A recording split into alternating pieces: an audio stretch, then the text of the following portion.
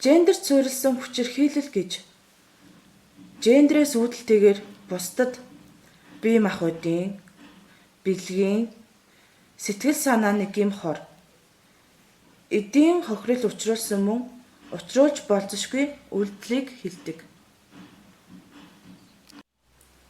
Охид эмэгтэйчүүдэд чиглэсэн хүчирхийлэл нь ихэнхдээ эсрэг хүсний хүний зүгээс гендерт суурилсан шалтгаанаар үйлдэгддэг. Тиймээс гендерт суурилсан хүчирхийлэл ба охид эмэгтэйчүүдийн эсрэг хүчирхийлэл гэсэн хоёр нэр томьёог ижил утгатай хэрэглэх нь түгээмэл байдаг.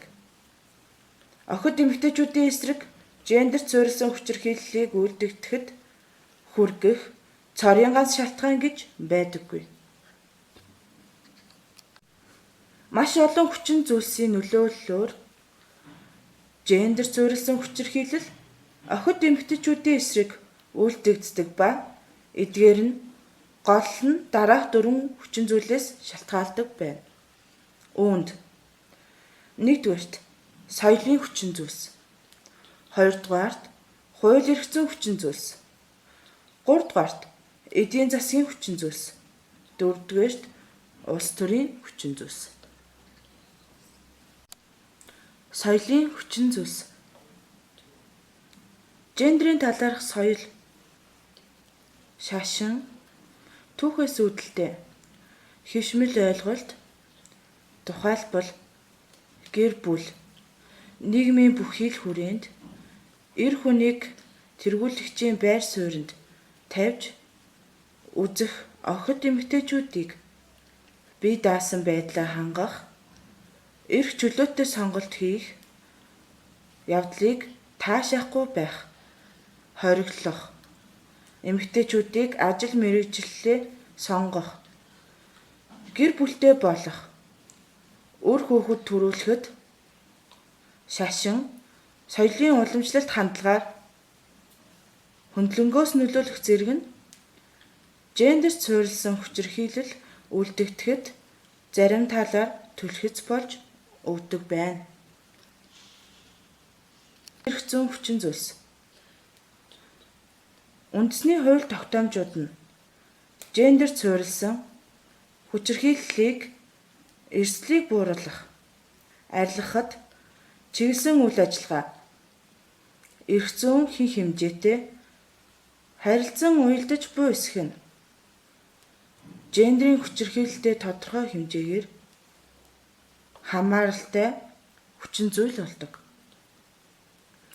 Үндэсний хууль тогтоомжинд охид эмэгтэйчүүдийг хүчирхийлэлгүй орчинд тайван амьдрах эрхийг баттай тусгаж өгөхгүй байх.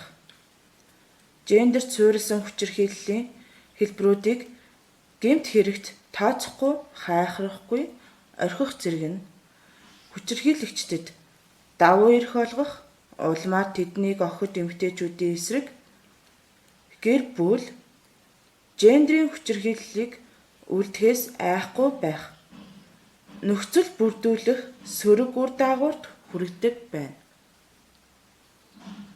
Хүчин зүйлс. Эдийн засгийн аюулгүй байдал алдагдах, ажилгүй дэл, ядууралд өртөх зэрэг нь хувь хүмүүс айл өрхүүдэд урт удаан хугацаанд үргэлжлэх сэтгэл зүйн дарамт, бухимдал, сэтгэл готрол зэрэг сөрөг зүйлийг авчирдаг. Эдийн засгийн тогтворгүй байдлаас шалтгаалan эрчүүд ахуй хүрээнд архитах, хүчирхийллийн аргаар эр зориг, хүч чадлаа харуулах, зэргээр уур бухимдлаа сөрөг аргаар тайлах нь байдгаас шалтгаалж охид эмэгтэйчүүд гэр бүл гендерийн хүчирхийлэлд өртөх нь түгээмэл болтгоо. Улс төрийн хүчин зүйлс. Эрх мэдлийн тэнцвэргүй байдал нь улс төрийн орчинд илүү тодор илэрдэг.